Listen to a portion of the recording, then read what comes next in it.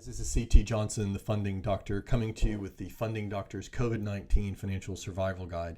Today is day 100 of the pandemic, so a little bit of a sad milestone for us. And unfortunately, it looks like it'll be going for some time more. Today, Gladys Berejiklian, the Premier of New South Wales, said that this is the new normal and that we should be looking at this for the next 6 months or so.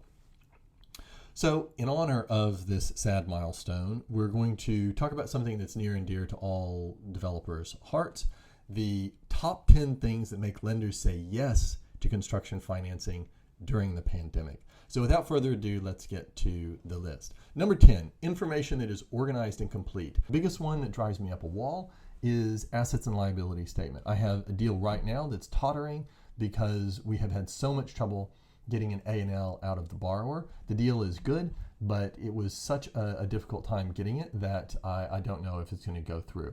I actually had another deal last year that failed because the A&L that the guy gave us was pretty light because all the assets were in his wife's name.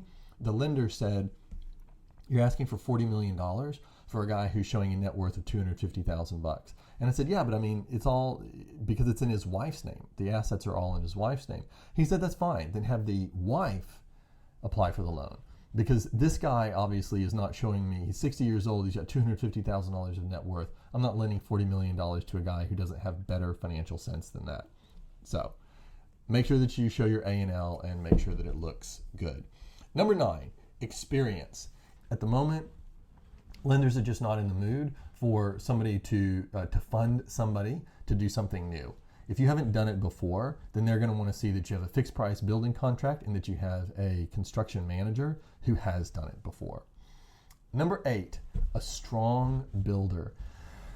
One of the groups that I work with, I think they do such a great job of this, is they require as part of their due diligence process that they interview the builder and they do due diligence on the builder themselves, particularly on their balance sheet and income statement, because what they want to see is, does the builder have enough financial strength that if the project becomes difficult, if it costs more than they thought to deliver, do they have the assets to fund that?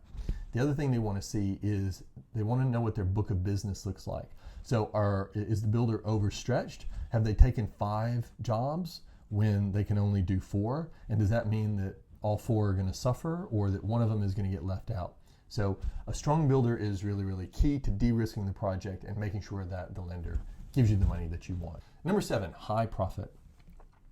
Profit is what makes a deal sexy. So if you got 20% profit on a deal, that's okay, and other things can get it over the line. If you got more than 20%, that's better. If you got more than 30%, now people are starting to really take notice. And one of the lenders I talked to last week, he said to me, "I've got a deal."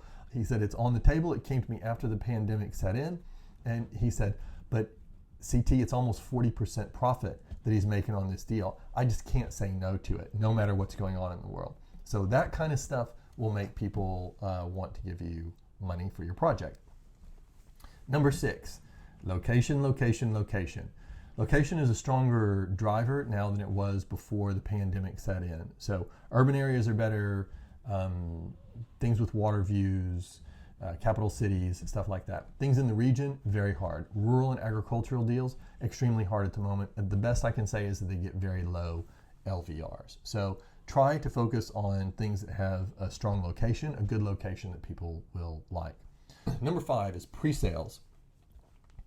So pre-sales is a little bit controversial because the lender realizes that there's a trade-off between profitability and pre-sales. They also know, however, that pre-sales is a way of de-risking the project.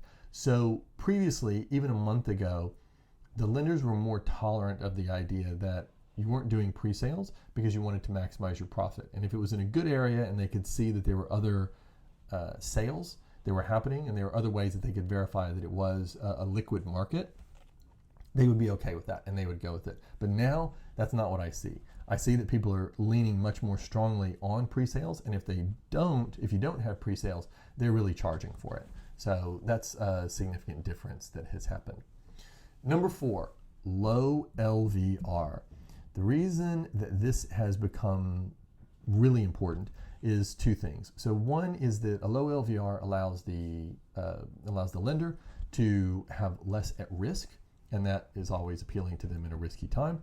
The second thing is that it makes you show your financial strength. If you can get by with a 50% LVR as opposed to a 65%, that's because you've got the money to do it, and that's a real signal to the lender that makes them want to do the deal. Mostly where I was seeing 65% LVRs a month ago, sometimes 70%, now what I see is stuff that's more like 50%. So be prepared for lower LVRs, and that'll help you get your deal over the line. The number 3 thing that will make a lender say yes to the construction funding during the pandemic is if you have your risks mitigated. I've got a deal going on right now where the lender loves it. It's a great project. They have high profit, all of that kind of stuff. But the lender is unbelievable in the risk mitigation that they're putting in place. Every permit has to be in hand. The funds to complete have to be sitting there ready to be verified on the day that the loan settles. All of the pre-sales have to be backed up with 10% deposits and signed agreements. Everything that you can think of has to be nailed down, and the reason is they are worried about the risks that are in the market right now, and they're just trying to cover themselves. So to the extent that you can mitigate the risks that are in your project, that will help you get your deal over the line. The number 2 thing that will make a lender give you money for a construction project in this time is a strong balance sheet. So this is a little bit going back to the thing I talked about with the assets and liability statement. Now, I don't know, none of the lenders I deal with, they won't even look at it. It's as basic to them as a feasibility. I talked to a guy yesterday who has a townhouse project. It's in a great area in Melbourne. I really think it's a strong project. The LVR is good. It looks like he's got good marketing and sales ready to go on it, the whole 9 yards. When I asked him about the A&L, what his assets look like, he said, we have assets, but I don't want to show that because I don't want any of them involved in this deal. And I said, well, I'm sorry, mate, but that is not how it's working right now. Nobody is going to give you money without seeing the A&L. He said, but this is a strong deal. You're absolutely right. It is a strong deal. Guess what? They're not going to do it. Right now, the lenders are really scared, and they want to see that you have some depth to you, so that if this gets out of control for whatever reason, it takes longer, or whatever problem occurs, that you have the financial wherewithal to make it right and it doesn't fall back on them. So a strong balance sheet, those are the deals I have to say, as much as anything, maybe more than anything, that's what I see making the difference between deals getting done and deals not getting done. And then the number 1 thing that will make a lender say yes to construction during the pandemic is a strong exit. Pre-sales is obviously the preferred method here, but there's other things you can do. If you're building in an area that has strong demand, and that's easy to demonstrate, then it will get through as well. If you have other financing options that you have in place, or you have your own money that you're going to be able to put into it, whatever it is, whatever the exit is, a strong exit is the number 1 thing that will make a deal go through. To the extent that you've got something that's like a guarantee, that's like a lock, it will run.